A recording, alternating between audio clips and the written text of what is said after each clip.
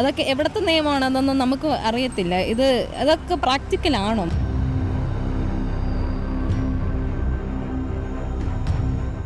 ആരെയൊക്കെ വരുത്താൻ വേണ്ടി ആണ്, പിശാചുക്കളെയോ ഭൂതങ്ങളെയൊക്കെ വരുത്താൻ വേണ്ടിയാണ്.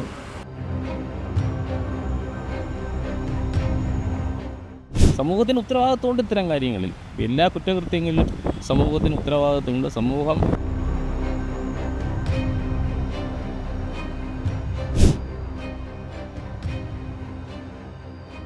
2017 നടന്ന ഒരു കൂട്ടക്കൊലപാതകം ഉണ്ടല്ലോ നന്ദൻകോട്. അതെ. അപ്പോൾ കേദർ എന്ന് പറഞ്ഞ ആ പയ്യൻ്റെ വിധി ഇന്ന് ഉച്ചയ്ക്ക് വരികയാണ്. അപ്പോൾ വിധിയെക്കുറിച്ചല്ല, എന്നാലും ആ ഒരു സംഭവത്തിനെ കുറിച്ച് ആ വിധി ഒരുപാട് പേര് കാത്തിരിക്കുന്നതാണ്. വിധി എന്തായിരിക്കുമെന്നോ അറിയാൻ വേണ്ടി ഒരുപാട് പേര് കാത്തിരിക്കുകയാണ്. അത്തരം സംഭവങ്ങൾ ഇന്ന് വർദ്ധിച്ചു വരികയാണ്. അത് പല ബ്ലാക്ക് മാജിക് അല്ലെങ്കിൽ കാര്യസിദ്ധിക്ക് വേണ്ടി എന്ത് ക്രൂരതയും ചെയ്യാവുന്ന ഒരു സമൂഹമായി നമ്മുടെ കേരള സമൂഹം മാറുന്നു. നരബലി നമുക്ക് ഓർമ്മയുണ്ട്, പത്തനംതിട്ട ജില്ലയിൽ നടന്ന നരബലി.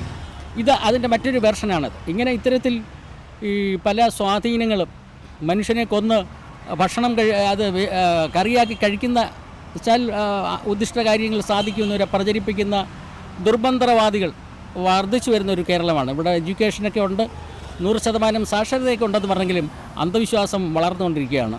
അത് റോക്കറ്റ് വിക്ഷേപിക്കുന്നവരും കോളേജ് പ്രൊഫസർമാരും ഒക്കെ ഇതിന് പിന്നിലില്ല. അവരുടെ ഇടയിലൊക്കെ പോലും ശാസ്ത്രീയമായി നമ്മളെ നയിക്കേണ്ട ആളുകൾ പോലും അന്ധവിശ്വാസത്തിന് അടിപ്പെട്ടു കാര്യസാധ്യതയ്ക്ക് വേണ്ടി അന്ധവിശ്വാസത്തിൽ അടിപ്പെട്ടുകൊണ്ടിരിക്കുന്ന ഒരു രീതിയാണെന്ന് കാണുന്നത്. അതിനെ സമൂഹം വളരെ ഗൗരവപൂർവ്വം കാണണം. യുക്തിഭദ്രമായ ഒരു ജീവിതത്തിന് വേണ്ടി ഉപദേശിക്കാൻ പോലും ഇന്ന് ആളില്ല.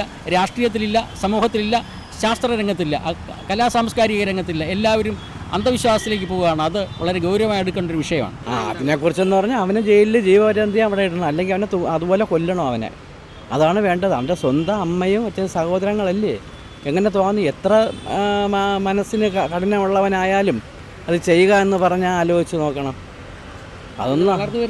അതൊന്നും നമുക്ക് കാണാനോ സഹിക്കാനോ വയ്യാത്തൊരു സാഹചര്യമാണ്. വളരെ നിർഭാഗ്യകരമായൊരു കാര്യമാണത്.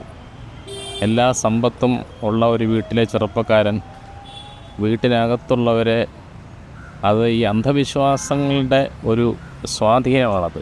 ആ പയ്യൻ ബ്ലാക്ക് മാജിക് പോലെയുള്ള എന്തൊക്കെയോ പഠിച്ചിട്ട് അത് ചെയ്തു കഴിഞ്ഞാൽ അയാൾക്ക് അമാനുഷികമായ ശക്തി എന്തോ കിട്ടും എന്നുള്ളൊരു വിശ്വാസത്തിൻ്റെ പുറത്ത് സ്വന്തം അച്ഛനെയും അമ്മയും മറ്റുള്ളവരെയൊക്കെ കൊന്നുകളയുക എന്ന് പറയുമ്പോൾ അത് നമുക്ക് ചിന്തിക്കാൻ തന്നെ കഴിയും. അത് ചെറുപ്പക്കാരനാണ്, വളരെ ചെറുപ്പക്കാരൻ. ഈ നമ്മുടെ നാടിൻ്റെ നന്മയ്ക്ക് വേണ്ടി വളർന്നവരുള്ളൊരു ചെറുപ്പക്കാരൻ. ഇന്ന് അയാൾക്ക് ശിക്ഷ വിധിക്കുന്ന ദിവസമാണ്. എന്തായാലും കോടതി അയാൾക്ക് ശിക്ഷ വിധിക്കുക എന്നുള്ളത് നമുക്ക് അറിഞ്ഞുകൂടാ, കാത്തിരുന്ന് കാണാം. എന്തായാലും ഈ അന്ധവിശ്വാസങ്ങൾക്കെതിരെ ശക്തമായ പ്രചരണം നടത്തേണ്ടതും നിയമനിർമ്മാണം നടത്തേണ്ടതുമായ കാലം കഴിഞ്ഞിരിക്കുകയാണ്. അന്ധവിശ്വാസം പലതരത്തിൽ ഉള്ള അന്ധവിശ്വാസങ്ങളുണ്ട്. അത് എല്ലാ മതസമൂഹങ്ങളിലും ഉണ്ട്. അതിനെതിരെ ശക്തമായ പ്രചരണവും അതുപോലെ തന്നെ നിയമനിർമ്മാണവും നടത്തി ജനങ്ങളെ ബോധവൽക്കരിക്കേണ്ട സമയം കഴിഞ്ഞിരിക്കുകയാണ്. അന്ധവിശ്വാസം പ്രചരിപ്പിക്കുന്ന അധികം മൂവീസൊന്നും ഇപ്പോൾ ഇറങ്ങാറില്ല. പണ്ടൊക്കെ ഇറങ്ങാറുണ്ടായിരുന്നു, ഇപ്പോൾ അതൊന്നും ഇറങ്ങാറില്ല. പക്ഷേ സമൂഹത്തിൻ്റെ പൊതുവെയുള്ള കാഴ്ചപ്പാടുകൾ ഇതിനെയൊക്കെ സ്വാധീനിക്കുന്നുണ്ടെന്ന് പറയാതിരിക്കാൻ പറ്റില്ല. കാരണം നമ്മുടെ സമൂഹത്തിൽ വലിയൊരു ശതമാനം ആളുകളും ഇത്തരം വിശ്വാസങ്ങളിലൊക്കെ അധിഷ്ഠിതമാണ്. ഇപ്പോൾ ഇത്രയും രൂക്ഷമായ വിശ്വാസമൊന്നും ഇല്ലെങ്കിലും മറ്റ് പലതരത്തിലും ഉള്ള വിശ്വാസങ്ങൾക്ക് അധിഷ്ഠിതമാണ്. സമൂഹത്തിൻ്റെ ഒരു പരിച്ഛേദമാണല്ലോ ഈ കുട്ടിയും. അല്ലാതെ അയാൾ ആകാശത്ത് ഒരു ദിവസം പൊട്ടി വീണതല്ലല്ലോ. സമൂഹം ഫീഡ് ചെയ്യുന്ന കാര്യങ്ങളാണ്, സമൂഹം അയാളുടെ ചുറ്റുപാടുമുള്ള ഫീഡ് ചെയ്ത് കിട്ടുന്ന കാര്യങ്ങളാണ് അയാളുടെ ബ്രെയിനിൽ എത്തുന്നതും അതാണ് അയാളുടെ പുതിയ പുതിയ ചിന്തകളിലേക്ക് കൊണ്ടുവരുന്നതും ഇത്തരത്തിലുള്ള വളരെ ക്രൂരമായ കാര്യങ്ങൾ ചെയ്യാൻ അയാളെ പ്രേരിപ്പിക്കുന്നത്. അപ്പോൾ സമൂഹത്തിന് ഉത്തരവാദിത്വമുണ്ട് ഇത്തരം കാര്യങ്ങളിൽ.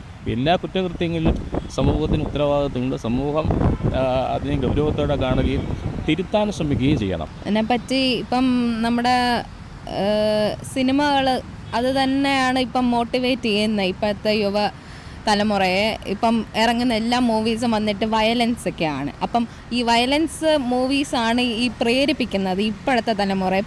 ഇപ്പം ഏത് മൂവി എടുത്ത് നോക്കിയാലും ഇപ്പം ഈ വയലൻസ് ഉള്ള മൂവിയാണ് കൂടുതൽ ഹിറ്റ് ആവുന്നത്.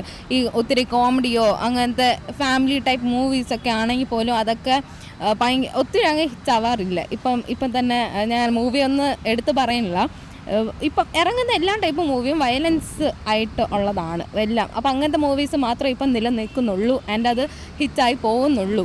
അപ്പം ഇതൊക്കെ തന്നെയാണ്. അത് നടന്മാരെ അല്ല കുറ്റം പറയുന്നത്, അത് ഹിറ്റാവുമെന്ന് അവർക്ക് ഉറപ്പുള്ളതുകൊണ്ടാണ് അങ്ങനത്തെ കഥകൾ തന്നെ ഇപ്പോൾ കൂടുതലും ഇറങ്ങുന്നത്. അപ്പം അങ്ങനത്തതൊക്കെ കൂടുതലും മൂവീസൊക്കെയാണ് ആൾക്കാരെ പ്രേരിപ്പിക്കുന്നത്. കേടല് അങ്ങനെ വേറെന്തൊരു മാജിക്കാ, ബ്ലാക്ക് മാജിക്ക് അതങ്ങനെ ചെയ്ത് അതിൽ വീണ് ചെയ്തതാണ്. ചെറിയ മെൻ്റൽ പ്രോബ്ലം ഉള്ള വ്യക്തിയാണെന്നാണ് പൊതുവെ അറിയപ്പെടുന്നത്. അപ്പം ശിക്ഷാവിധി ഉണ്ടാവും.